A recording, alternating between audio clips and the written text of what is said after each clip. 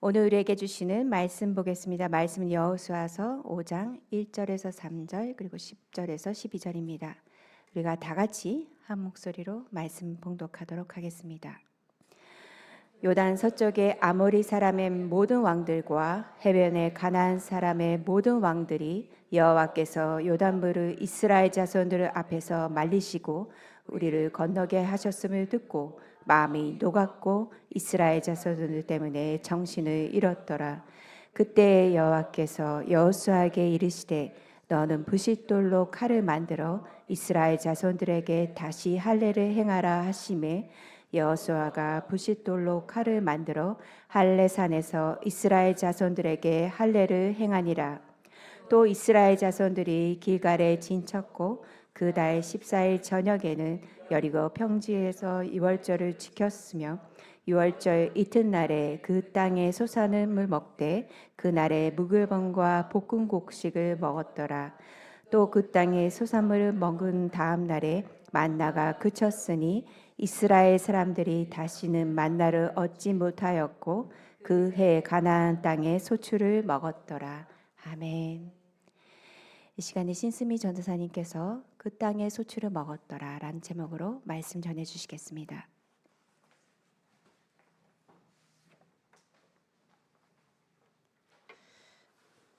오늘은 여호수아 5장 말씀입니다. 여호수아서 5장 1절 말씀은 지난주에 제가 여러분에게 말씀드렸듯이 4장에 포함되었다라고 생각하시면 됩니다. 그러니 오늘 5장의 사건들은 2절부터 시작한다고 생각하시면 됩니다. 여호수아서 5장 2절 말씀을 보면요, 그때라는 단어가 나옵니다. 이 그때라는 단어는요, 시간이라는 히브리어 에트와 그리고 전치사 빠가 결합된 단어라고 보십니다. 그래서 그때라고 말합니다. 여기에서 에트는 특별히 시간을 얘기한다고 그랬는데 아주 특정한 시간을 뜻하는 것입니다. 직역하면 이렇게 말할 수 있습니다. 바로 그때, 바로 그 시간 안에 라고 직역이 가능합니다. 자, 그렇다면 2절에서 말하고 있는 그 시간 안에, 바로 그 시간 안에란 무엇을 말하는 것일까요? 아마도 바로 그 시간이란 무슨 시간을 말하냐면 이스라엘 백성들이 하나님의 기적으로 말미암아 요단의 마른 땅을 건너므로 그 뒤에 어떤 일이 있었다고요? 1절에 보니까 가나안의 땅들의 마음이, 왕들의 마음이 녹았고 정신이 혼미했다라고 성경은 말씀하십니다. 또한 그 안에는, 그 시간 안에는 무엇이 포함되느냐? 드디어 이스라엘 백성들이 광야 40년을 끝내고 가나안 땅 길갈에 진을 쳤다라는 것이 그때라는 단어에 포함되어져 있는 것입니다. 바로 그때 하나님께서 이스라엘에게 명하십니다. 뭐를 명하십니까? 할례를 명하시는 것입니다. 할례란 무엇입니까? 아브라함 때부터 시작된 것으로서 우리가 하나님의 백성이 되겠습니다라는 표식이 바로 할례입니다. 이것이 17장에 나오는데 특별히 뭐라고 부르느냐? 구별됨의 의식이다라고 부릅니다. 이스라엘 백성들은 40년 동안 광야에 사는 동안은 할례를 행하지 못했습니다. 왜 못했을까요? 광야는 위험한 곳이에요. 그런데 할례를 행하고 나면 어떻게 됩니까? 고통스러워서 3일 동안 거의 움직이지를 못한다고 합니다. 그래서 광야 40년 동안은 할례를 행하지 않았는데 요단을 건너서 가나안 땅에 들어가자마자 하나님께서 할례를 명하시는 것입니다. 자, 그럼 이제 길갈에 진을 쳤으니 위험이 없습니까? 아니요. 사실은 더 위험합니다. 그들은 어디에 들어간 것입니까? 한마디로 적진에 들어간 것입니다. 적진에 들어가 있는 상태인데 하나님이 할례를 요구하시는 거예요. 어떻게 보면 광야 때보다 더 위험하다고 말할 수 있습니다. 그런데 이 할례를 반드시 해야 하는 것입니다. 왜 그럴까요? 그들이 마음으로 지금 요단강 건넜기 때문에 하나님의 기적과 은혜로 충만합니다. 그러나 그것으로는 부족합니다. 그들은 요단을 건넜다 하더라도 구별됨에 의한 표식, 할례인 믿음과 순종을 하나님 앞에 드려야 하는 것입니다. 그렇게 해야만 가나안 땅을 기업으로 얻을 수 있습니다. 구별됨의 표식인 믿음과 순종의 반응이 없으면요, 약속을 얻을 수가 없는 것입니다. 이것은 예수 그리스도의 보혈을 믿는 믿음이 아니고는 우리 안에 구원도 없고 기업도 없는 것과 동일합니다. 예를 들어 드리겠습니다. 출애굽기 4장에 보면 24절부터 25절 말씀에 모세가 나옵니다. 함께 보겠습니다. 시작. 모세가 길을 가다가 숙소에 있을 때 여호와께서 그를 만나사 그를 죽이려 하신지라. 십보라가 돌칼을 가져다가 그의 아들의 포피를 베어 그의 발에 갖다 대며 이르되 당신은 참으로 내게 피난 편이로다 하니. 여러분 기억나십니까? 이때 모세가 죽을 지경이었습니다. 거의 하나님이 죽이려고 작정하신 것처럼 모세를 그렇게 하셨어요. 근데 그 이유가 뭐였습니까? 아들을 할례를 시키지 않은 거예요. 아무리 위대한 모세라 하더라도 하나님이 말씀하신 것을 지켜 행하지 않으면 죽음을 면치 못합니다. 그러니 마땅히 가나안 땅에 들어왔다면 우리는 하나님의 백성이 되기로 작정합니다라는 하나님과의 새로운 관계 설정, 이게 뭐라고요? 할례입니다. 신약으로 넘어가면 이것이 세례가 되는 것입니다. 세례받은 우리를 뭐라고 부릅니까? 하나님의 백성이라고 부르듯이 구약 시대 때는 할례를 한 사람을 뭐라고 불러요? 하나님의 백성으로 구별됐다라고 말하는 것입니다. 하나님의 사랑은요, 항상 하나님의 진리의 말씀 위에 세워지는 것이에요. 우리가 진리의 말씀을 잘 알아야 하는 이유가 여기에 있습니다. 우리는 사랑이 모든 것이 다 하나님에게 속했다고 생각할 수 있지만 그렇지 않습니다. 하나님의 진리의 말씀에 입각한 사랑이 진정한 사랑, 생명을 살리는 사랑이라고 말할 수 있는 것입니다. 구약에서 할례가 하나님의 백성이라는 구별되는 표식과 신분을 나타내었다면 신약에서는 뭐라고요? 세례. 특별히 우리는 두 가지로 나누죠. 물 세례와 성령 세례로 나누게 되는 것입니다. 이것이 곧 구별됨의 표식입니다. 제가 대학교 때 한동안 논쟁이 됐던 부분이 있습니다. 그것이 뭐냐면 성령의 세례를 받은 표식이 방언을 받았느냐 안 받았느냐 이냐는 것이에요. 어떤 교단에서는 방언을 받아야만 성령 세례를 받았다라고 인정을 합니다. 그러나 많은 우리나라의 교단에서는 아니다. 굳이 방언을 받지 않았다 하더라도 그 사람은 성령 세례를 받은 것이다. 여러분은 어떻게 생각하십니까? 무엇이 옳은지는 알 수 없지만 제가 신앙생활을 조금 오래 하면서 느끼게 된 것은 방언은 은사 중에 하나고 방언을 받지 못했다 하더라도 저보다도 더 열정적으로 성령 안에서 충만하신 분들을 많이 봤습니다. 그러니 무엇이 성령의 포식인지는 우리로서는 알 수 없는 것입니다. 자, 골로새서 2장 11절부터 12절까지의 말씀을 함께 보도록 하겠습니다. 시작. 또 그 안에서 너희가 손으로 하지 아니한 할례를 받았으니 곧 육의 몸을 벗는 것이요 그리스도의 할례니라. 너희가 세례로 그리스도와 함께 장사되고 또 죽은 자들 가운데서 그를 일으키신 하나님의 역사를 믿음으로 말미암아 그 안에서 함께 일으키심을 받았느니라. 초대교회 때 이 할례의 문제 때문에 그렇게 뜨거운 논쟁이 있었던 이유가 바로 이것입니다. 할례를 받지 않은 자가 과연 하나님의 백성이 될 수 있느냐라는 질문이요. 우리는 이 답을 알고 있습니다. 예수 그리스도로 말미암아 우리는 더 이상 할례를 받지 않아도 됩니다. 오직 예수 그리스도의 이름을 믿고 그 이름으로 세례를 받으면 되는 것입니다. 믿으십니까? 아멘. 자, 하나님의 백성으로 구별된다. 이것은 무슨 뜻을 의미하는 것일까요? 하나님의 백성으로 구별됐다라는 것은요, 더 이상은 세상의 방식, 나의 방식이 아니라 하나님의 방식, 하나님의 진리의 말씀의 방식을 선택하며 살겠습니다 라는 뜻이에요. 성숙한 사람이냐 아니냐는요, 이게 아주 중요하다고 봅니다. 내 마음이 A를 향해서 막 달려가요. 정말 A를 간절히 원해요. 그런데 하나님이 어느 날 나타나셔서 나의 뜻은 B다 라고 얘기하면 큰 망설임 없이 예 주님, 주님의 뜻은 언제나 옳습니다 라고 B를 선택한다면 그는 성숙한 자입니다. 그러나 대부분의 사람들은 어떻습니까? 싫어요 주님, 저는 죽어도 A로 가고 싶습니다. 주님이 뜻을 바꿔주옵소서. 이런 경우가 많이 있습니다. 그러나 우리 주님의 말씀은 진리이십니다. 그 말씀을 구부리지도 어그러뜨리지도 않으십니다. 다만 우리를 기다려 주시는 것뿐입니다.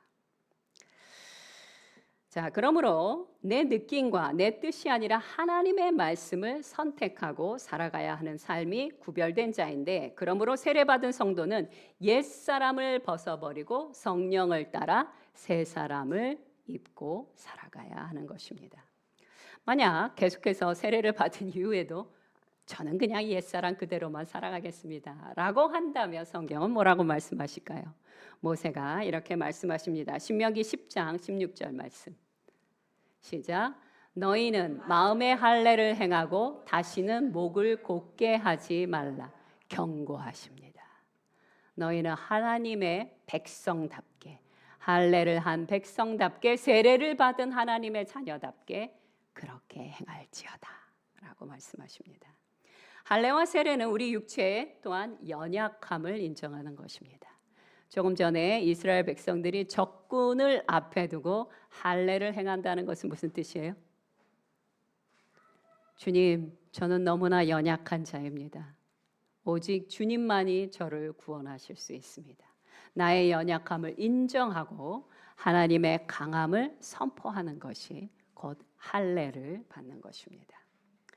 그들은 어떻게 했습니까? 이스라엘 백성들은 할례를 받고 3일 동안 꼼짝 않고 누워 있었습니다. 여기에 속하는 사람은 대다수였어요. 할례를 받은 사람 2명밖에 없습니다. 누구랑 누구? 여호수아와 갈렙밖에 없습니다. 수많은 장정들이 다 누워 있었어요. 이것은 믿음이 아니면 될 수 없는 것입니다. 참으로 귀한 믿음이며 순종입니다. 고린도후서 12장 10절 말씀 함께 보도록 하겠습니다. 시작. 그러므로 내가 그리스도를 위하여 약한 것들과 능욕과 궁핍과 박해와 공고를 기뻐하노니 이는 내가 약한 그때의 강함이라. 아멘. 나의 약함과 무지함을 인정하고 수용해야 합니다. 나의 무지함도, 나의 무식함도, 나의 연약함도, 한다고 그러고 못하고 있는 이 연약함도 그냥 인정하셔야 돼요. 인정하고 주님의 말씀에 순종하면 할수록, 작은 거라도 괜찮습니다. 주님의 말씀에 오늘도 하나 순종하면 할수록 어떤 일이 일어나냐 하면요, 내가 더욱 나다워져 갑니다. 많은 분들은 내 뜻을 꺾고 내 감정을 꺾고 하나님의 말씀에 순종하면 나는 어디 있습니까? 나의 개성은 어디 있습니까? 이렇게 억울함을 호소하시는데요. 한번 순종하며 살아보시기 바랍니다. 여러분이 매사에 하나님의 말씀에 순종하여 살아가면 살아갈수록 더욱더 나다워져 가요. 내 정체성이 무엇인지 명확히 알고요, 예수 그리스도 안에서 자유함을 누리게 됩니다. 기쁨 가운데 살아가게 됩니다. 왜 그렇게 되는 것일까요? 우리는 본래 나를 위해서 살아갔던 자가 아니라 하나님에 의하여 창조된 자이기 때문입니다. 우리 삶의 모든 근원이 여호와 하나님께 있기 때문에 여호와 하나님 안에 함께하면 할수록, 예수 그리스도와 연합하면 연합할수록 그 신비를 통하여 나는 더욱 나다워져 가는 것입니다. 내가 누군지 찾고 싶으십니까? 주님의 말씀에 순종하시기 바랍니다. 그렇게 5년, 10년, 20년, 30년을 살다 보면 가장 편안한 여러분 자신을 누리게 되실 것입니다. 아멘. 그날을 소망합니다. 여호수아서 5장 10절 말씀 함께 읽도록 하겠습니다. 시작. 이스라엘 자손들이 길갈에 진쳤고 그달 14일 저녁에는 여리고 평지에서 유월절을 지켰고. 아멘. 자, 여기에 저녁에 해당하는 히브리어 단어 해가 지는 때, 저녁이 에레브라고 합니다. 에레브는 해가 지는 때 저녁을 말하는데요. 유대인들의 저녁은 조금 다릅니다. 유대인들의 에레브는 어떠냐면요, 우리처럼 해가 뜬 다음이 아니라 황혼부터 그 다음 날 황혼까지예요. 그러므로 이스라엘 백성들은요, 유월절을 지킬 때 언제 지키느냐? 황혼이 쫙 하늘에 펼쳐질 때, 그때 저녁에 유월절을 시작하는 것입니다. 그들은 할례를 행하고 4일째 되는 날 유월절을 지켰습니다. 유월절은 언제 만들어졌습니까? 출애굽할 때 만들어졌습니다. 그래서 첫 번째 유월절을 언제 지켰느냐? 출애굽하고 나서 바로 지켰습니다. 두 번째 유월절을 지켰을 때는요, 언제 지켰냐면 시내산에서 하나님의 율법을 받고 난 다음에 지켰습니다. 그리고 나서 38년 동안 유월절을 지키지 않았어요. 왜 지키지 않았는지는 모릅니다. 그런데 중요한 건 38년 동안 유월절을 지키지 않다가 요단을 건너고 할례를 받은 그 다음에 다시 유월절을 지킨 것입니다. 학자들은 말합니다. 이스라엘의 수많은 사람들이 내가 이제는 하나님의 백성입니다. 백성으로서 살아가겠습니다. 라고 하나님과의 새로운 언약을 맺은 다음에 비로소 유월절을 지켰다. 라고 설명을 하십니다. 그러므로 가나안 땅에 들어와 유월절을 지킨다는 것은 첫째, 어떤 의미가 있느냐? 하나님과의 언약이 완성되었다는 것이에요. 여러분 기억하십니까? 처음 아브라함에게 이 언약을 주셨어요. 내가 너로 땅을 주리라. 너의 민족을 바다의 모래같이 하늘의 별과 같이 많아지게 하리라. 라고 약속을 주셨는데 그 약속을 드디어 지킨 것입니다. 완성하게 하신 것입니다. 하나님은 언약을 반드시 지켜주십니다. 그러니 신실한 자는 하나님을 신뢰하는 마음을 놓지 않고 끝까지 붙잡아야 하는 것입니다. 빌립보서 1장 6절 말씀 함께 보도록 하겠습니다. 시작. 너희 안에서 착한 일을 시작하신 이가 그리스도 예수의 날까지 이루실 줄을 우리는 확신하노라. 아멘. 우리는 믿음으로 시작해서 마지막까지도 믿음으로 남아야 하는 것입니다. 유월절의 의미가 무엇입니까? 애굽에서 사망이 치려고 할 때, 그때 어린 양의 피를 문설주에, 애굽의 문설주에 바른 자들은 어떻게 됐습니까? 사망의 패스오버, 유월을 했다는 뜻입니다. 그렇게 하나님이 우리를 구원해 주셨다, 우리를 인도해 주셨다, 자유케 해 주셨다 하면서 기뻐하고 누리는 날이 바로 유월절입니다. 그런데 이들이 할례도 마쳤고, 그래서 하나님과 다시 새로운 언약의 관계를 맺었고, 그 다음에 유월절을 지킨다는 뜻은 무엇입니까? 아마 이들은 황혼이 지고 있는 그 아름다운 저녁에 온 가족과 친척과 친구들이 한 군데 모여 하나님, 앞으로 나아가게 될 수많은 전쟁과 전투 중에도 패스오버하게 하여 주옵소서. 우리를 사망에서 구원하여 주옵소서. 저마다 그 소망을 마음에 품고 유월절을 누리고 지켰을 거라고 저는 생각합니다. 자, 이스라엘 백성들은요, 유월절 이튿날 성경에 보니까 그 땅의 소산을 먹었다라고 11절에 말씀하십니다. 그들은 가나안 땅에 들어온 지 이제 겨우 며칠 됐어요. 5일밖에 되지 않았어요.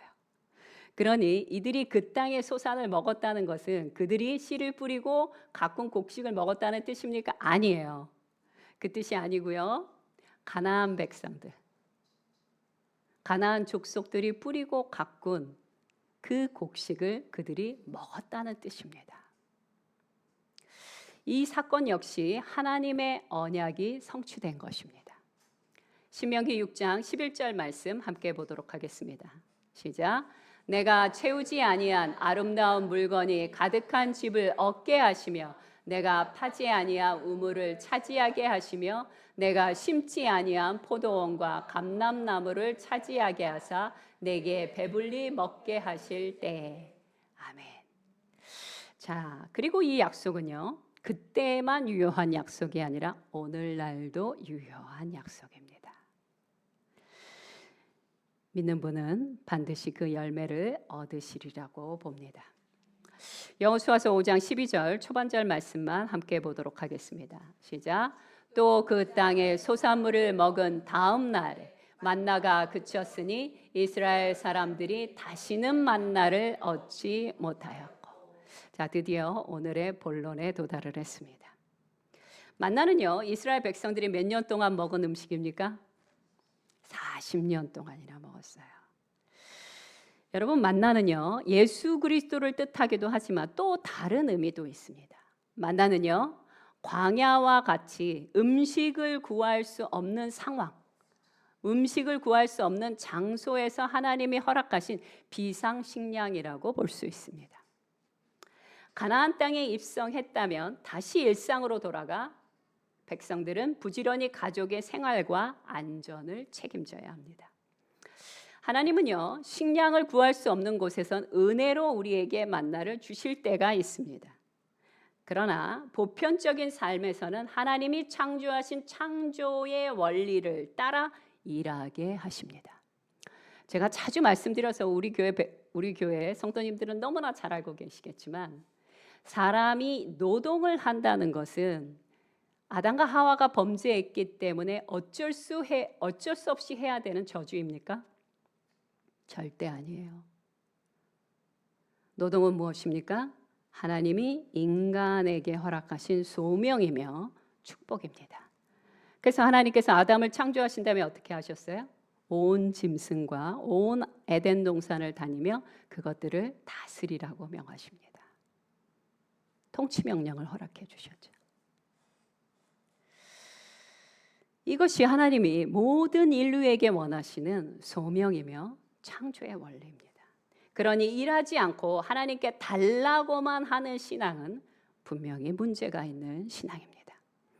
제가 오래전에 제주도에서 한 3박 4일 동안 재정 세미나를 한 적이 있었어요.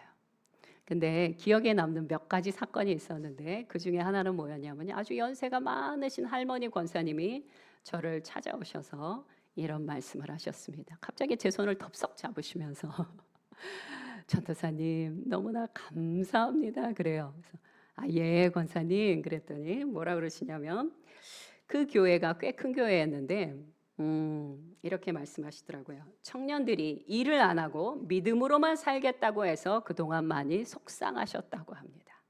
그런데 오늘 열심히 일하는 것이 하나님의 섭리요 뜻임을 알려주셨으니 이제부터는 청년들에게 담대하게 일하라고 말하겠다고. 그렇게 너 환하게 웃으면서 제 손을 붙잡으시더라고요. 사실 이 할머니 권사님을 제가 그리고 나서 1년 뒤에 제주도에 또 놀러 갔다가 어떤 식당에서 만나게 됐습니다. 또 여전히 제 손을 덥석 잡으시면서 제게 말씀하시더라고요. 전도사님, 제가 그때 강의를 듣고 그 모든 것을 다 삶에 적용했습니다. 감동이었습니다. 저는 그런 말씀을 들을 때 가장 행복합니다. 근데 알고 봤더니 이 할머니는 어마어마한 갚으셨습니다. 그런데도 하나님의 말씀에 순종하여 재정의 원칙을 따라 살으셨다고 하더라고요. 지금쯤은 돌아가셨겠죠. 귀한 시간이었습니다. 데살로니가후서 3장 10절 말씀 함께 보도록 하겠습니다. 시작. 누구든지 일하기 싫어하거든 먹지도 말게 하라 하였더니. 아멘. 여러분, 이스라엘 백성들이 40년 동안 만나를 먹은 것은요 너무 오래 먹은 거예요. 사실 젖대기는요 2년이면 충분합니다. 좀 길어봐야 3년이면 충분합니다. 왜 이스라엘 백성들은 만나를 40년 동안 먹었습니까? 우리는 알고 있습니다. 왜요? 사실 그들은 출애굽을 하고 2년쯤 됐을 때 가데스 바네아에서 가나안 땅으로 들어가야만 했습니다. 그러나 그들은 그렇게 하지 못했어요. 왜요? 두려움과 불신앙 때문에. 두려움과 불신앙 때문에 그들은 무엇을 선택했습니까? 믿음의 땅을 선택한 것이 아니라 광야를 선택했습니다. 그래서 그들은 젖대기를 하지 못한 채 40년 동안 만나를 먹은 것입니다. 만약 우리의 자녀들이 40년 동안 분유만 먹고 산다고 생각해 보시기 바랍니다. 가슴이 미어질 것입니다. 우리 하나님의 마음도 그리하셨을 것입니다. 그러므로 성경은 말씀하십니다. 히브리서 5장 12절부터 13절까지의 말씀입니다. 시작. 때가 오래되었으므로 너희가 마땅히 선생이 되었을 터인데 너희가 다시 하나님의 말씀의 초보에 대하여 누구에게서 가르침을 받아야 할 처지이니 단단한 음식은 못 먹고 젖이나 먹어야 할 자가 되었도다. 이는 젖을 먹는 자마다 어린아이니 의의 말씀을 경험하지 못한 자요. 아멘.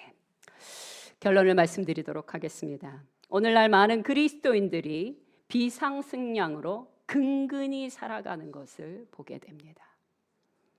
어떤 청년이 그러더라고요. 전도사님, 왜 하나님은 겨우겨우 살아갈 만큼만 저에게 주시는 걸까요? 저는 그런 말을 정말 많이 들었습니다. 왜 그런 걸까요?